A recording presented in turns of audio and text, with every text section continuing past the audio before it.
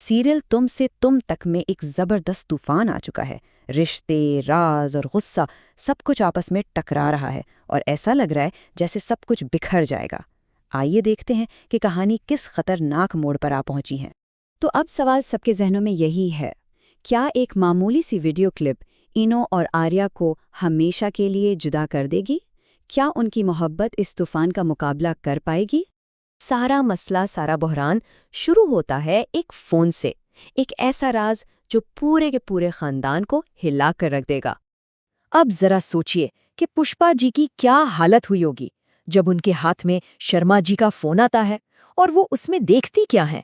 अन्नू और आर्या की वीडियो। बस उसी एक पल में ना सारी कड़ियां जुड़ जाती हैं। उन्हें फौरन समझ आ जाता है कि शर्मा जी को हार्ट अटैक आखिर आया क्यों था। उनके सामने ये खौफनाक सच खुल जाता है कि इसी रिश्ते ने उनके शौहर को इस हाल तक पहुंचाया है। और बस इस सच के सामने आते ही घर में जैसे क़यामत आ जाती है। गुस्सा, इल्ज़ामात, इसका एक ऐसा तूफान उठता है कि दो अलग अलग महाज खुल जाते हैं और दोनों ही बेइंतहा शदीद। एक ही वक्त में दो जगह जंग छिड़ जाती हैं। एक तरफ पुष्पा जी हैं जिनका सारा का सारा गुस्सा अन्नू पर निकलता है और वो उसे एक जोरदार थप्पड़ लगा देती हैं। और फिर दूसरी तरफ जब आर्या को पता चलता है कि इस पूरी साजिश के पीछे मीरा का हाथ है, तो बस उसका गुस्सा तो 7वें आसमान पर पहुंच जाता है। लेकिन मामला सिर्फ एक थप्पड़ पर ख़त्म नहीं होता। पुष्पा जी कसम खा लेती हैं कि वो इनो को कभी माफ़ नहीं करेंगी। और उनकी ये कसम है ना, ये इनो और आर्या के रिश्ते के सामने एक ऐसी दीवार बन जाती है जिसे तोड़ना लगभग नामुमकिन सा लगता है। और यहाँ से कहानी का सबसे बड़ा ड्रामा शुरू होता है, क्योंकि इन्नो बेचारी अपने ही वादे में फंस जाती है।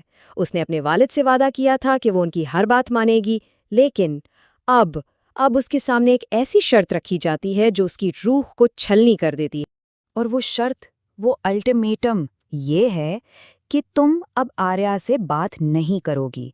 ये अल्फाज सीधा तीर की तरह जाकर अन्नू के दिल में लगते हैं। अब उसे चुनना है, या तो अपने वालिद से किया हुआ वादा या अपनी मोहब्बत। तो आर्या अपनी माँ गायत्री के साथ हालात संभालने के लिए पहुंचता है, लेकिन वहां उल्टा उनकी भी बेइज्जती हो जाती है। जब ऐसा लग रहा होता है कि बस अब सब कुछ खत्म हो गया है, तभी कहानी में एक ऐसी एंट्री होती है जिसके बारे में किसी ने सोचा भी नहीं था। और ये गैर मुतवक्का इत्तेहादी कोई और नहीं बल्कि आर्या की अपनी माँ गायत्री देवी हैं। वो शर्मा जी और पुष्पा जी के सामने बिल्कुल डटकर खड़ी हो जाती हैं और उन्हें समझाती हैं कि इनु और आर्या का जो रिश्ता है वो कितना पाक और कितना सच्चा है। कहते हैं ना, अल्फाज में बड़ी ताकत होती है, और यहाँ बिल्कुल वैसा ही होता है। गायत्री की बातों का शर्मा जी के दिल पर इतना गहरा असर होता है कि उनका गुस्सा वो ठंडा पड़ने लगता है और वो मजबूर हो जाते हैं अपने ही फैसले पर दोबारा सोचने के लिए। घर का तूफान तो खैर जैसे तैसे थम जाता है, लेकिन असली ड्रामा तो अभी बाकी है, क्योंकि अब कहानी एक नया और बहुत खूबसूरत मोड़ लेने वाली है और सीधा हमें ले जा रही है कश्मीर, जहाँ खतरा भी बढ़ेगा और मोहब्बत भी। तो कश्मीर में आखिर होने क्या वाला है?